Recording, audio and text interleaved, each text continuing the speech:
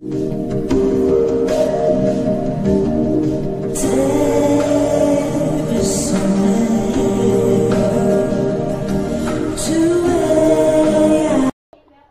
Friends, welcome back to my YouTube channel. কেমন আছো? আমি পূজা, আমি খুব ভালো আছি। আমার পিছনে ব্যাকগ্রাউন্ডটাকে একটু ইগনোর করো। আর দেখো, আমি ড্রেস পরে রেডি হয়ে গেছি। আজকে যাব উল্টো রথে। তো এই সিম্পল একটা কুর্তি পরে নিয়েছি, কারণ সোজা রাতে পরেছিলাম শাড়ি, আর আজকে শাড়ি পরার মতো ধৈর্য ছিল না, তাই একটু চুড়িদার পরে নিয়েছি। আর এখন তো একটু সাজুগুজু করতে হবে, চলো ঝপ করে সাজুগুজুটা করে নিই। চলো, রেডি হচ্ছিলাম, রেডি হতে হতে কারেন্ট চলে গেছে তো একেবারে, তাই জন্য ভিডিওটা আবার শুরু করছি। রাস্তায় বেরিয়ে গেছি। সোজা রথের দিন পরেছিলাম শাড়ি, সেদিন অন্য রকমের একটা পোশাক, অন্য রকমের একটা লুক ছিল। আজকের পোশাক পরিবর্তন হয়েছে, লুক চেঞ্জ হয়েছে। কেমন লাগছে কমেন্ট করে অবশ্যই জানিও। রথ বেরিয়ে গেছে, রথ আসছে।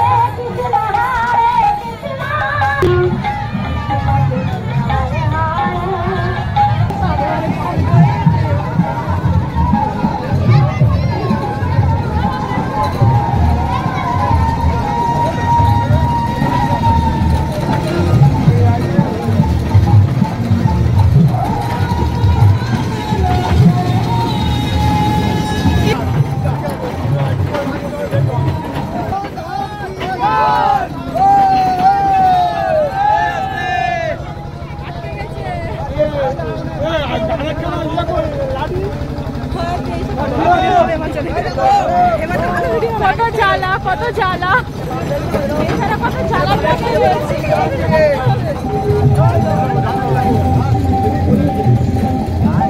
জগন্নাথের খুব রথ চড়ার শখ।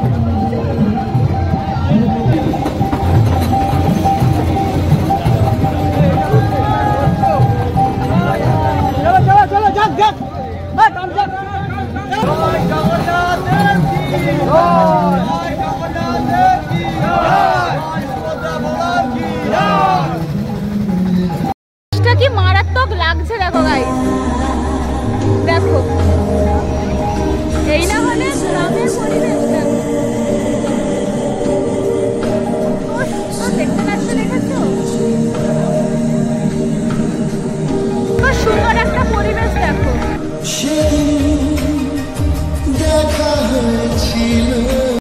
আর এই আমাদের রথ।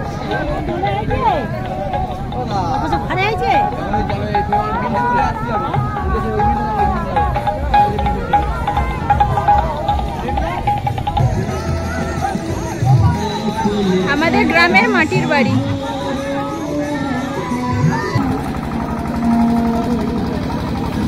চলে গেছে।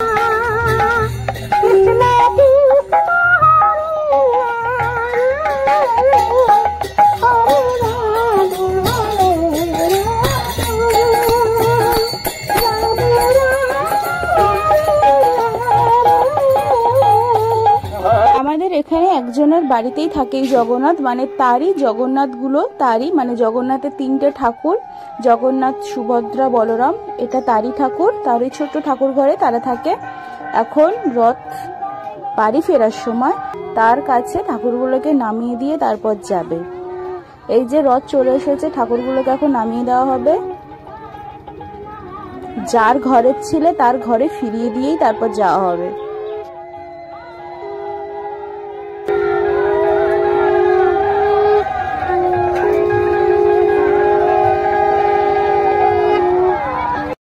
প্রথমেই যাচ্ছে তিন মূর্তমানের তিন ঘট, মানে তিন মূর্তি মানে কাদের কথা বলছি বুঝতেই পারছো। আর এই যে এখন যাচ্ছে প্রথমে আমাদের সুভদ্রা মা। তো হলুদ জল করা হয়েছে একটা বালতিতে, হলুদ জল করে যারা যাবে ঠাকুর নিয়ে তাদের পা, ঠাকুরের পা, দুজনের পায়ে ভালো করে ধুয়ে দেওয়া হবে। আর এই যে ধুয়ে দেওয়া হয়ে গেছে, মা তার মেয়েকে নিয়ে দৌড় দিয়েছে ঘরেতে। এখন যাচ্ছে আমাদের জগন্নাথেরও পা ধুয়ে দেওয়া হয়ে গেল, মানে চরণ। এবার জগন্নাথও চলে যাবে বাড়িতে, তারপরে আসবে আমাদের বলরাম দাদা। বলরাম দাদারও সুন্দর করে চরণটা ধৌত করে দেওয়া হবে এই হলুদ জলে। এবার তারপরে আমাদের বলরাম দাদাও চলে যাবে নিজের ভাই বোনের কাছে, নিজের মায়ের কাছে, নিজের বাড়িতে। আর আনন্দটা দেখো, যার বাড়িতে যার ছেলেরা ফিরে এসছে সেই মায়ের আনন্দ দেখো।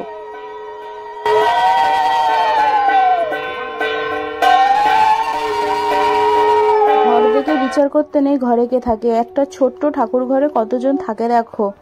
আর যখনই 3 মূর্তিকে বসানো হলো পুরো ঠাকুর ঘর আলোয় আলোকিত হয়ে গেছে। ঘরের ছেলেমেয়েরা ঘরে ফিরে এসছে 10টা দিন বাদে।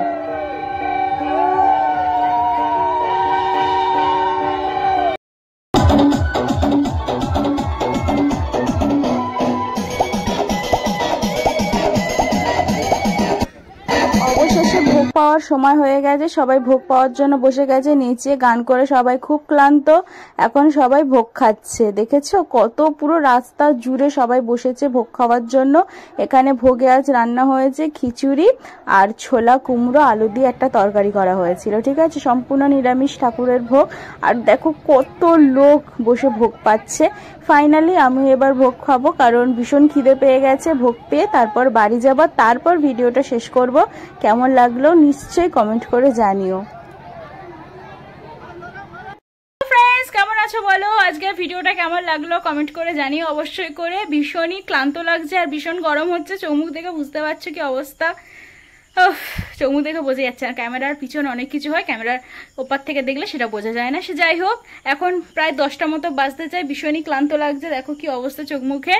তো সেই বিকাল 5টার সময় বেরিয়ে এখন অবধি টানা হাঁটা একটুও বসা হয়নি। নাচ গান হই হুল্লোড়, ঠাকুরের ভোগ পাওয়া সব কিছু হলো, সবটা তোমাদের সাথে শেয়ার করার চেষ্টা করেছি। কেমন লাগলো অবশ্যই করে কমেন্টে জানিও। আর যারা ভিডিওটা ইউটিউব থেকে দেখছে তারা চ্যানেলটাকে সাবস্ক্রাইব করো, যারা ফেসবুক থেকে দেখছে তারা অবশ্যই আমার পেজটাকে ফলো করো, লাইক করো পেজটাকে, আর আমাকে একটু ভালোবাসা দিও কেমন। তোমাদের ভালোবাসা পেলে আমি খুব উদ্যোগে কাজ করতে চেষ্টা করব।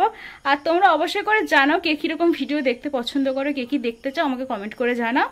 আর তো টাটা, আজকের ভিডিওটা এখানে শেষ, ভালো থেকো সুস্থ থেকো।